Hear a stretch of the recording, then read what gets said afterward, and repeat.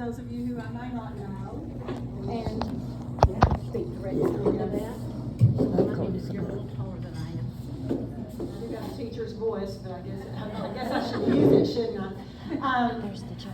I did write a book about my dad's store, Gwynn McBride's Grocery, 5 years ago. The reason I wrote it, every time I would put something on social media about the store, a memory or a picture, it would just immediately be flooded by so many comments from people wanting to share their memories, wanting to tell their stories, and I wanted to preserve those, so I decided to compile them into a book. And I added pictures, a lot of pictures. My aunt, Dolores McBride, when she would visit, she would go to the store and oftentimes take pictures, and I'm so very glad she did. So I had a lot of pictures, and I included some history of the store and history of our town, and of course some of my own memories. And tonight I'm just going to read some excerpts of memories that people have had at the store, and a little bit of history, and a couple of my memories. The store was owned and operated by Gwynn McBride in Havana, Arkansas. The man fed me a lot when I didn't know where the next one was coming from. McBride's store, you could get the best peanuts and gossip in that store. I went in that store about every morning for penny candy on my way to school when I was a kid. Feed, clothing, shoes, anything else you needed to live. I'd love to go back and slide the icebox door open, get hit in the face with a cloud of frost before pulling a new grape bottle out, grab some bobbers, hooks, sardines, crackers, and walk all the way to check out at the cash register with the picture of the guy plowing with a TV strapped to his mule, just to hear old Gwynn yell from over by the feed bags, "It's on me, son, I'm too tired to bag it up." Then pay him 3 days later and he still didn't want it. Living on Cedar Creek in the 1940s, going to Gwynn's was like going to a modern day mall. My favorite memory is he would put Coke bottles everywhere so us kids could pick them up and cash them in for candy. What an awesome thing to do. It may not seem like much, but to us kids, it was the world.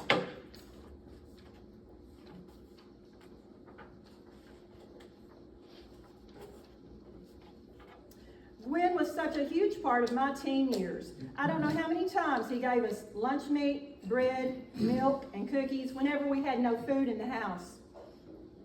I always bought my basketball shoes there. I would walk to the store after school, buy them, and walk back to school to wait on the bus home. I lived on Piney Road route, and we were the last route home. I still remember what the store looked like inside.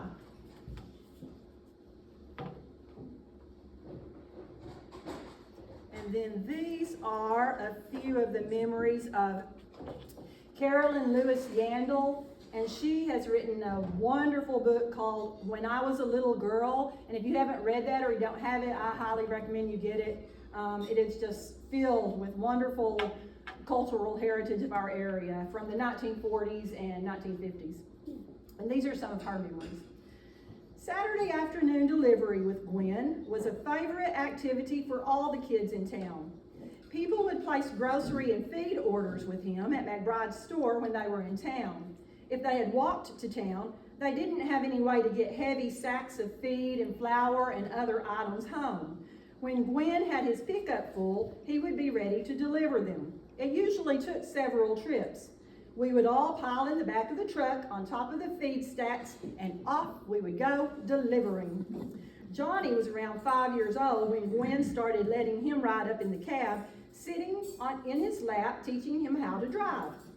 Johnny's dog Jackie and Gwynn's dog Spinneroy would run along behind in dust so thick you could hardly see them. I've often wondered what my nice clean hair and pretty dresses looked like after a ride on those dusty roads sitting on sacks of cow feed. We never seemed to let it bother us. We were having such fun, and by some miracle, no one ever got hurt. Saturday afternoons, the farmers all came to town in their wagons pulled by teams of horses. The wagons were used to bring the families to town and to take the feed and groceries back home. Most of the horses and wagons were parked in a space between McBride's store and Bill Wilkins' store. Saturday at 2 o'clock was always a big event for everyone in Havana. It was the highlight of our week.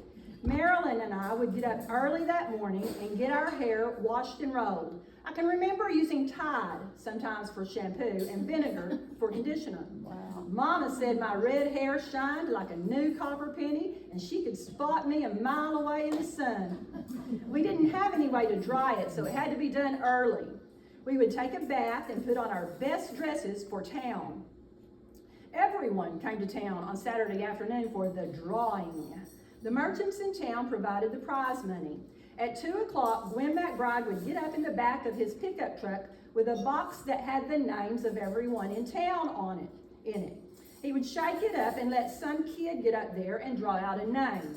If your name was drawn, you won the money. Each week, the merchants in town added $5 to the pot until someone won. You had to be present to win. And Gwen would alternate each week from one side of the town to the other for the drawing. If your name was called and you were across town, you lost the money. It did happen occasionally. So everyone tried to make sure they were on the side of the town where the drawing was being held. Mama missed getting $5 once because she was taking a bath. She was really upset. That was a lot of money in 1948. The kid that drew the lucky name was usually given a quarter by the winner. After the drawing was over, it was time for us to go to Claude Heffington's drugstore and read comic books until time to go delivering with Gwen. We spent a lot of our childhood playing in the feed room and going delivering groceries with Gwen. The store was the setting for some of my best childhood memories.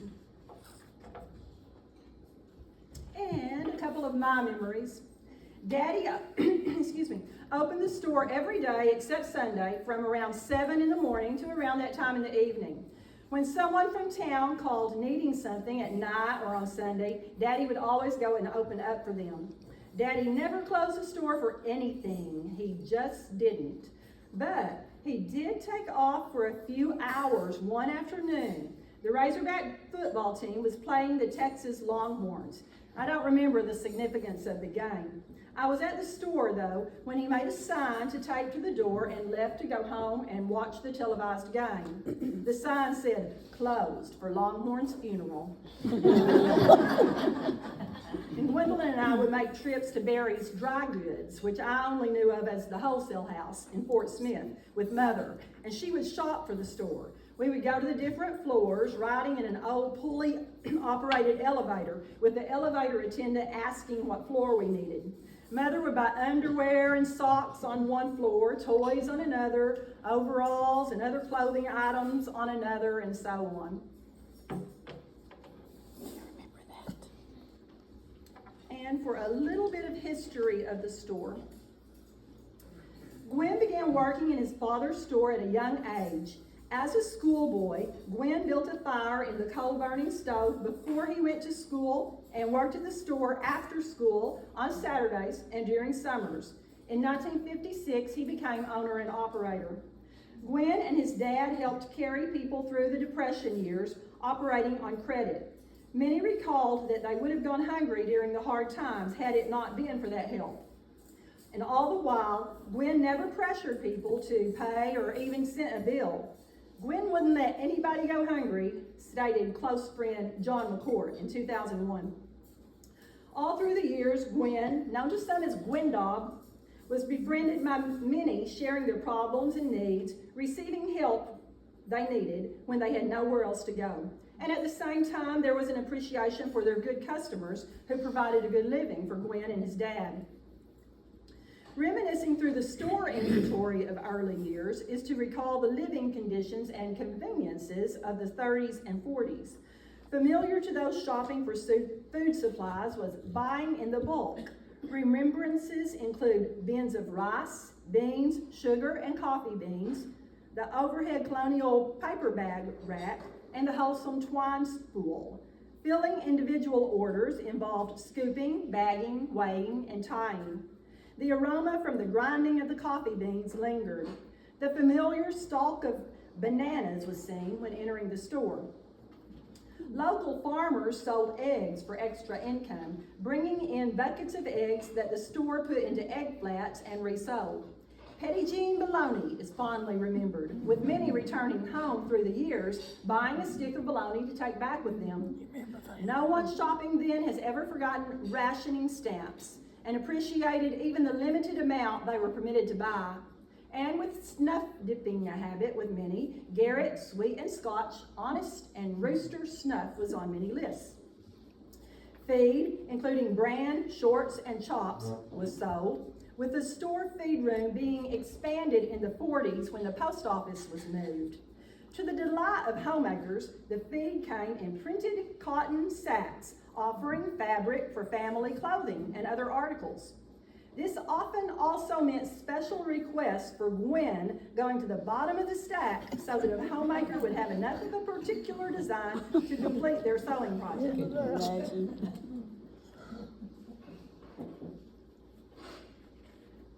And I would just like to leave you with a quote from my aunt, Dolores McBride.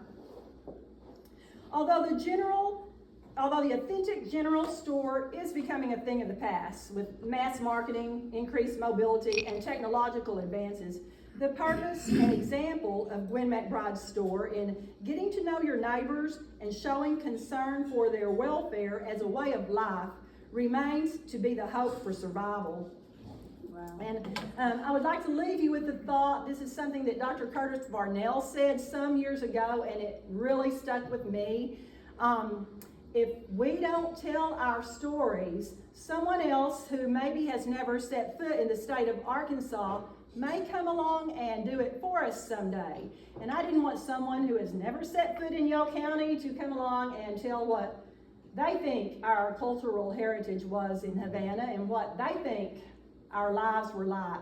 So I encourage you all to please tell your stories, write them down or record them, videotape, but help preserve your stories and help preserve our cultural history. And thank you so much for inviting me tonight.